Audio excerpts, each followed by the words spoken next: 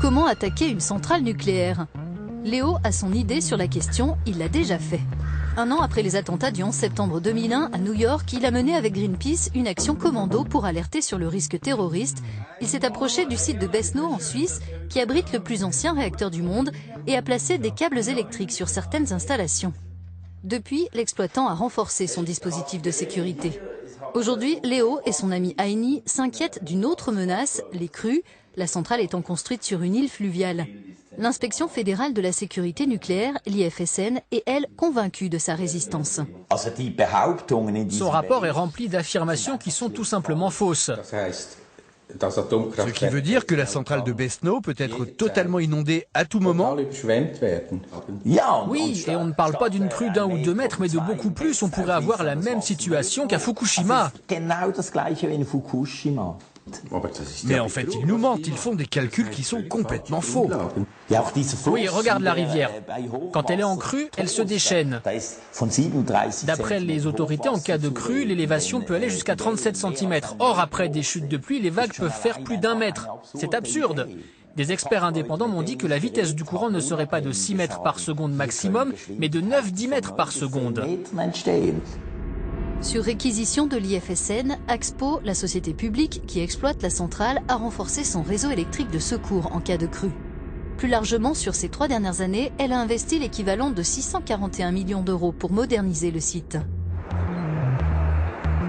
À 10 km de Besno, à Brugg, Heini et Léo veulent nous montrer les repères des crues historiques. Heini, qui est architecte, a mené des recherches approfondies sur le sujet dans le cadre d'une vaste étude lancée par l'Office fédéral de l'environnement.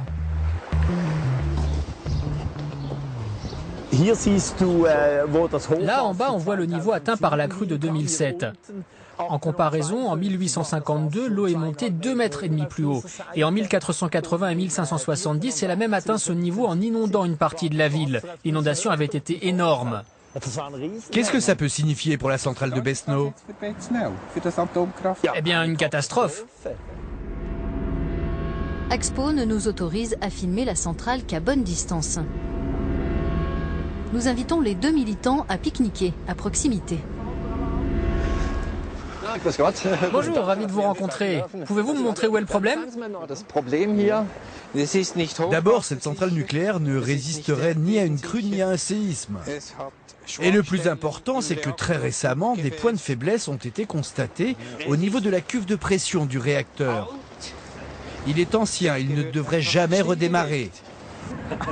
L'an dernier, le réacteur numéro 1, le plus ancien, a été arrêté après la découverte de près d'1 millier de défauts dans les parois de sa cuve de pression.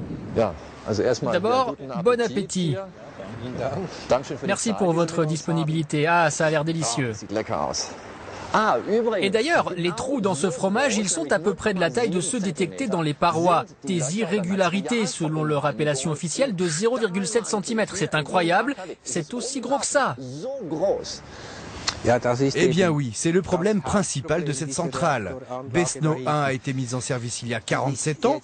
Dans le monde, il n'y a aucun autre site de ce type qui ait été exploité aussi longtemps. C'est une expérience qui est menée et on est des cobayes.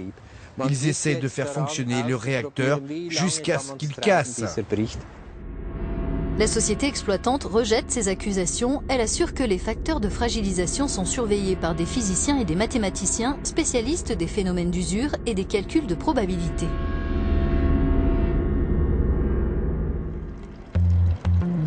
Dans les environs de la centrale, nous découvrons des villages paisibles comme Kirchdorf. Nous tentons d'avoir des précisions sur la date de l'éventuelle remise en service du réacteur numéro 1. Le discours de nos interlocuteurs évolue au fil du temps. La remise en service était annoncée pour octobre dernier. Ensuite, on a parlé de février. Maintenant, on me parle de juillet prochain. Je crois qu'on me mène en bateau. Les responsables de la communication d'Axpo avaient été clairs. Aucune interview face caméra ne nous serait accordée. Finalement, après quelques semaines de tractation, nous obtenons une réponse positive.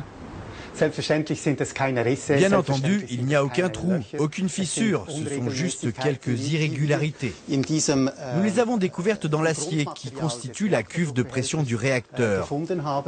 Oui, c'est vrai qu'il y a une sorte d'effet de fragilisation, Mais selon nos premières constatations, on estime que de manière générale, il n'y a aucune raison liée à la sécurité qui nous empêcherait de relancer le réacteur.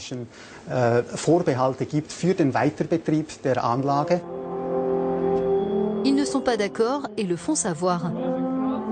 Ces habitants des environs de Besno ont sorti leur corps des Alpes pour manifester devant les locaux de l'autorité nucléaire, l'IFSN. L'institution est accusée d'être trop proche du lobby du nucléaire. Selon son statut, elle est indépendante. C'est ce que nous rappelle son responsable de la communication. Les Européens doivent-ils s'inquiéter du fait que le plus ancien réacteur nucléaire du monde, Besno 1, se situe ici en Suisse ? Aujourd'hui, il revient au gestionnaire de la centrale de nous donner des précisions sur l'ampleur des irrégularités qu'il a détectées. Il doit en particulier nous apporter la preuve de manière définitive de l'impact que ces irrégularités pourraient avoir sur l'intégrité de la cuve de pression du réacteur. S'il ne peut pas prouver qu'elle est préservée, on ne donnera pas le feu vert à son redémarrage. Les partisans de l'abandon du nucléaire, même les plus jeunes, ne baissent pas la garde pour autant. Leur mobilisation prend toutes les formes, notamment celle d'une initiative populaire soumise à votation cet automne. Elle portera sur la longévité des centrales. Il revient aux Suisses de décider s'il faut mettre à l'arrêt les réacteurs nucléaires après 45 ans d'exploitation et donc fermer celui de Besno ici dès l'an prochain. Ce débat ne concerne pas que la Suisse. Parmi ses voisins, la France envisage une prolongation de la durée de vie de ces centrales.